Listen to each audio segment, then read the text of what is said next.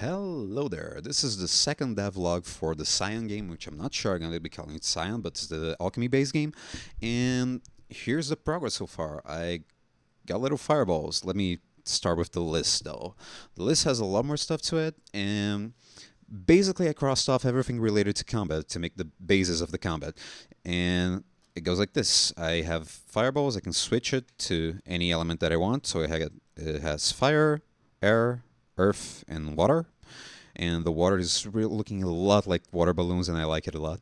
But here's how it goes. I have this little crate. It has an HP bar to it, and if I hit it with fire, you can see a little bar popping up on top of it. That's the element bar, the elemental energy bar, which I'm not sure I'm going to be calling elemental energy as well, but for now it is. And if I hit it with something else like earth, it goes down because like the earth is consuming one of the energy, so it can make a reaction, and you can see like the little object popping up, which is the reaction that is going on, and then it doesn't have anything anymore, and now it has earth to it. And if I hit it with fire, it reacts, air, water. Right now, the only reaction that has something a bit different going on is the water plus fire, which if I hit it with fire, it consumes all the water. And the same goes if I do it the other way around. If I go fire, fire, and then water, it consumes everything.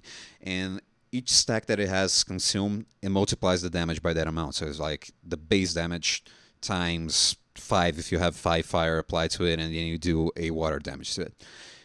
And another thing that you can do right now is if I hit it 5 times, which is the max energy that it can hold, and if I hit it again, you can see the big bar went to 0, and this one just popped up in blue, and now it's immune to water. And that's one of the main features that I'm planning on doing here, is that if you hit it way too much with a single element, it becomes attuned to that element. If it is attuned, you cannot do damage or do reactions related to it. So if I'm going to earth, I can hit it with earth, I can react with earth and air, I can react with fire and what else. But if I do like fire and I try to throw a water ball to consume it, nothing happens. I can keep hitting with fire, so it's now fire attuned. And if I hit it with fire again, nothing happens. But if I go back to water, now it loses the immunity that it had to water. So you can keep switching around the immunities of the enemies.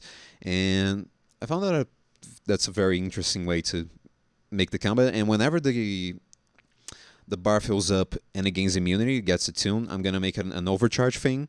If you're doing it violently, if it's happening because of the environment, if it's on the water and it attunes to water, nothing's gonna happen. But if you hit it with fire and it becomes attuned, it's going to go into overcharge. And when it goes into overcharge, it's going to lose a percentage of the HP, and it's going to do an AoE explosion as well. And that AoE explosion is going to apply fire to anyone else who's around it.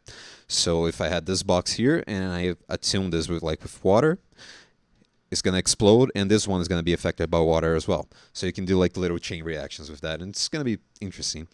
And that's the only way I plan on adding chain reactions to the reactions. I do not want the other reactions to actually apply more element, otherwise it's going to be a bit too crazy. But that's the basis of the combat system right now, the whole damage and elemental thing. And I don't remember if I talked about this, but now I got inverse kinematics going on, so I can look around and the position of the character changes. And that's, I think, everything that I've done in the last 5 days.